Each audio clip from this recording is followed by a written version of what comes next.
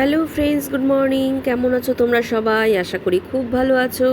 আমিও ভালো আছি। তো সকাল সকাল ঘুম থেকে উঠে ফ্রেশ হয়ে ভাতের হাঁড়ি আর চায়ের জল একেবারে চাপিয়ে দিয়েছি, কিন্তু এখন বাজে দেখো 7:20। গেট এখনো খোলা হয়নি, তো যাই আগে গেটটা খুলে দিয়ে আসি। চায়ের জলটা আবার ফুটে যাবে, চায়ের জল ফুটে গেলে চা পাতা দিতে হবে। মাঝখানে কদিন যে বৃষ্টি গেল, এই তো পুজোর সময় তো দেখো না কত বৃষ্টি। আস্তে আস্তে এখন ঠান্ডাটা পড়বে। এইবার দুর্গাপুজো তো অনেকটা আগেই হয়ে গেল। তো গেট খুলে দিয়ে এসে আমি দেখো চায়ের জল ফুটে গেছে, চা পাতাটা দিয়ে দিলাম আর গ্যাসটাকে অফ করে দিলাম। আর ফ্রিজে কিছু রান্না করার রয়েছে, সেগুলো বার করে নিয়ে আসবো। আর কালকে রাত্রিবেলা দোকান থেকে আসার পথে ওলকচু নিয়ে এসছে, তো অর্ধেকটা ওলকচু সেদ্ধ দিলাম। তারপরে চাটা ছেঁকে নিয়ে হাজবেন্ডকে চাটা দিয়ে এসছি। ওকে জিজ্ঞেস করলাম যে তুমি চা খাবে এখন? বললো খাবো, কিন্তু ঘুমাচ্ছে। তো আমি চাটা খেয়ে ওকে আবার ডাক দিলাম, তাহলে ওই রকমই পড়ে থাকবে। কি গো?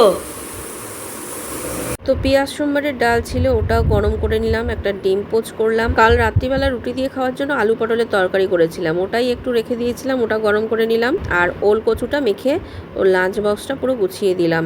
আমার হাজব্যান্ড বাজারে যাবে, ওই জন্যই আর একটু বেশি করে ডাকা, না হলে শুয়েই থাকতো এতক্ষণে। তো যাই হোক, সোনু রেডি হতে হতে আমি এদিকে বাইরেটা ধুয়ে দিলাম। তারপরে সোনু চলে গেল, আমি পরে পাম্পটা চালাবো। আর শানের আজকে জিম বন্ধ আছে, ওই জন্য ও যায়নি, ও ঘুমাচ্ছে। শাশুড়ি মাও ঘুমাচ্ছে। আমার হাজব্যান্ড বাজারে চলে গেলে আমি এদিকের কিছু কাজ আবার সেরে নেব। ও বাজারে চলে গেছে, এই জন্য পাম্পটা চালিয়েছি, একেবারে জলটা তুলে নিই। তারপরে একেবারে ঘরটা ঝাড় দিয়ে ঘরটা মুছে নেব। ওর আস্তে আস্তে আমার এই দিকের কিছুটা কাজ এগিয়ে যাবে। বাজার করতেও তো সময় লাগবে, সবজি বাজার করবে, মাছ বাজার করবে। তো তারপরে দেখি এসছে, আর বাজার প্রচুর করেছে। দেখো কি কি এনেছে। ফল এনেছে, ফলটা ডেলি লাগে যেহেতু মা নিয়ে যায়, আর ঠাকুরের জন্যও থাকে, সেখান থেকে আবার আমরাও খাই। আর সবজিও এনেছে প্রচুর, ফুলকপি, বাঁধাকপি, কচুরলতি, শোলা কচু, একটা কত বড় মোচা এনেছে। আর এখানে তো দেখতে পাচ্ছি 3-4 রকমের মাছ এনেছে। তো প্যাকেটগুলো খুলে তোমাদের দেখাচ্ছি কি কি মাছ এনেছে। কোন মাছটা রান্না করব? লোটে মাছ, চিংড়ি, পাবদা আর শঙ্কর। পাবদা মাছটা রান্না করার জন্য নিলাম। পাবদা মাছ রান্না করব। পাবদা মাছটা আমি প্লেন তেল ঝাল করব। তো এই যে দেখো ওলকচুটা মেখে নিয়েছিলাম, আর এই যে পাবদা মাছের তেল ঝাল। আর কালকে রাত্রিবেলা শুধু ওল আনিনি, এর সঙ্গে দেখো কত গন্ধরাজ লেবু নিয়ে এসছে, আর ক্যাপসিকাম, এখানে তো আমলকি আগের আছেই, আরও অল্প কিছু কিছু সবজি ছিল। তো সেইগুলো বাদ দিয়ে আর সবজি নিয়ে এসছে। এই যে দেখো আমলকি, এর আগের দিন সেদ্ধ দিয়েছিলাম, আজকে আর সেদ্ধ দেব না, আবার কালকে সেদ্ধ দেব। গত বছর শেষের দিকে যে আমলকিটা এনেছিল সেটা আচার করে রেখেছিলাম, এই কিছুদিন আগেই সেটা শেষ হলো। ফ্রিজে কিছুটা চিকেন ছিল, ওটা বার করে নিয়েছে, এটা করে ফেলবো। দেখি আজকে করি বা কালকে করি, একটু ম্যারিনেট করে রেখে দেবো। একদম বরফ হয়ে রয়েছে, ডিপ ফ্রিজে ছিল। মাছগুলো ধোবো এখন। মাছ টাছ সব ধোয়া পাকলা করে রাখলাম, ফ্রিজে ঢুকিয়ে দেবো। এরপরে আমি জামা কাপড় কেচে স্নান করে এসে পুজো করে নিয়েছি। একটা বেডশিট অর্ডার করেছিলাম, এখনই পার্সেল দিয়ে গেল। খোল দেখে এটা,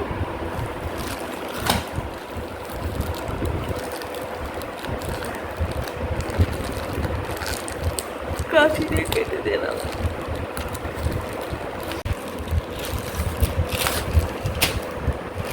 জয়পুরি প্রিন্টের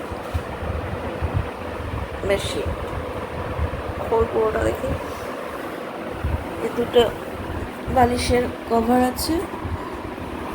লাইটটা জ্বালা, বললাম লাইটটা জ্বালা।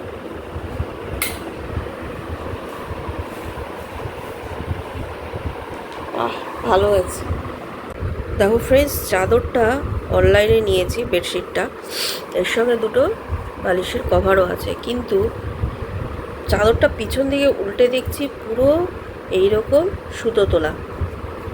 মানে কি বলবো, তো এইটা পাতলেই একবার ধোয়া দিলেই পুরো এখান থেকে সুতো ছাড়তে শুরু করবে। কি অবস্থা দেখো পুরোটা। হ্যাঁ, সামনের দিকে কিন্তু বোঝা যাচ্ছে না এক ফোঁটাও, এত সুন্দর। তো যেই পিছনটা উল্টেছি, শানকে বললাম দেখ তো খুলে কোনো ডিসপুট আছে নাকি। পুরো পিছন দিকে উল্টে দেখছি এই অবস্থা, দেখেছো? এই পুরোটা, পুরো চাদরটা, শুধু এক জায়গাতে না, আরও কয়েক জায়গাতে আছে এরকম। আরও কয়েক জায়গাতে আছে। মানে এটা পাতলেই মানে বেশি দিনও যাবে না, 2-1 দিনের মধ্যেই ব্যাস ছিঁড়তে শুরু করবে। আবার সুতোও ওঠা আছে, এই দেখো, এই যে দেখেছো কি অবস্থা। তো আমার হাজব্যান্ডকে ফোন করে জানালাম, আমার হাজব্যান্ড বলল ঠিক আছে আমি দেখি, তারপরে না এটা রিপ্লেস করে দেব, মানে এটা রিটার্ন করে অন্য একটা নিয়ে নেব। কোনো দিন তো এরকম হয়নি, মনটাই খারাপ হয়ে গেল। যাই হোক, যাই এবার রান্নাঘরে যাই, সোনু আবার চলে আসবে, গিয়ে একটু রান্না করে নিই। তো আজকে ভাবছি চিকেনটা আমি ঢুকিয়ে রেখেছি ম্যারিনেট করে, কিন্তু ভাবলাম বেবি কর্নটা অনেক দিন হয়েছে, কিছুদিন আগে অর্ধেকটা করেছিলাম আর অর্ধেকটা রয়েছে, আর চিকেন করলে তো শাশুড়ি মা খাবে না, এটা করলে তাও খাবে। তো ভাবলাম এইটাই তাহলে করে নিই। তো শানের টিউশন আছে, তো শান আমাকে বলল তুমি আমাকে দাও আমি কেটে দিচ্ছি। তা ওই কেটে কেটে দিচ্ছে, বলে এটা আমার কাটতে খুব ভালো লাগে। আমি বললাম ঠিক আছে তুই কেটে দে, তাহলে আমি এদিকে আটাটা মেখে নিই। তো সবগুলো কেটে দিয়ে তারপরে ও টিউশন চলে গেল। শান বেবিকর্নটা কেটে দিল, আর আমি এদিকে আটা ময়দা মিশিয়ে মাখলাম। সবাই রুটি খাবো আজকে।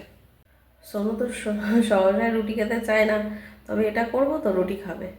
তো দেখো এর সঙ্গে কিছু আমি ভেজিটেবলও কেটে নিয়েছি, ক্যাপসিকাম, টমেটো, পেঁয়াজ, রসুন কুচি, কাঁচা লঙ্কা কুচি। আর এখানে তো কর্নটা আমি সেদ্ধ করে নিয়েছি অল্প নুন দিয়ে, তারপরে জলটা ঝরিয়ে কর্নফ্লাওয়ার আর অল্প নুন দিয়ে ভালো করে কোটিং করে আমি এটা অল্প অল্প করে সাদা তেলে ভেজে নেব। সাদা তেলে অল্প অল্প করে ভাজার কারণ একসঙ্গে দিলে কিন্তু লেগে যাবে, ওই জন্য আমি অল্প অল্প করেই ভেজেছি। আর এই ভাজাটা খেতে না আমার খুব ভালো লাগে। এই ভাজাটা এরমভাবেই খাওয়া যায় স্ন্যাক্স হিসাবে, বা চায়ের সঙ্গে পকোড়া হিসাবে, বা একটুখানি টমেটো সস দিয়ে বাচ্চাদের দিলে ওরাও কিন্তু খুব ভালো খাবে। আমি যেহেতু রুটি দিয়ে খাওয়ার জন্য করছি তাই একটু গ্রেভি রাখবো। তো সবগুলো বেবিকর্ন ভেজে তুলে নিয়েছি। এবার ওই কড়াইয়ের মধ্যেই রসুন কুচি প্রথমে দিয়ে দিলাম। রসুন কুচিটা ভেজে নিয়ে তারপরে কিন্তু পেঁয়াজ, ক্যাপসিকাম, টমেটো, কাঁচা লঙ্কা কুচি সব একসঙ্গে দিয়ে দেবো। এটা কিন্তু আমি বেশি ভাজবো না, গ্যাসটাকে সিমে দিয়ে হালকা একটু সতে করে নিয়ে এর মধ্যে অল্প করে নুন, হলুদ, লঙ্কার গুঁড়ো আর একটু চিনি দিয়ে দেবো। তারপরে আমি 3 রকম সস নিয়ে নিয়েছি, tomato sauce, chilli sauce, soya sauce দিয়ে এর মধ্যে দিয়ে দিলাম। এবার সব কিছুর সঙ্গে ভালো করে মিক্স করে নিয়ে ভাজা বেবিকর্নগুলো দিয়ে দিলাম। কেউ চাইলে কিন্তু চিলি বেবিকর্ন এরমভাবেও খেতে পারে, এরমভাবে খেতেও কিন্তু খুব ভালো লাগবে। তো আমি যেহেতু রুটি দিয়ে খাওয়ার জন্য করছি, একটু গ্রেভি রাখবো, এই জন্য একটু কর্নফ্লাওয়ার গুঁড়ে কয়েক মিনিট ঢাকা দিয়ে রান্না করে নিলাম। দেখো এতটাই রাখবো আমি গ্রেভি। তো এটা আমার হয়ে গেছে, গ্যাসটাকে অফ করে দিলাম। এবার আমি রুটির লেচিটা করে নেব। এদিকে সোনু অফিস থেকে চলে এসছে, তো ও ফ্রেশ হতে হতে আমি এদিকে কয়েকটা রুটিও করে দিলাম। তারপরে ভাবলাম সব রুটি একেবারে করেই নিই, কারণ রুটি করতেও তো টাইম লাগবে। এখন একেবারে সবগুলো রুটি করে নিলাম। সাধারণ তরকারির থেকে একদিন একটু অন্যরকম হলে রুটি একটু বেশিই লাগে। তো খেতেও কিন্তু খুব ভালো হয়েছিল। তোমরাও এভাবে ট্রাই করে দেখো, খুব ভালো লাগবে। তো আজকের মতো ফ্রেন্ডস ভিডিওটা এখানেই শেষ করছি। Good night, tata.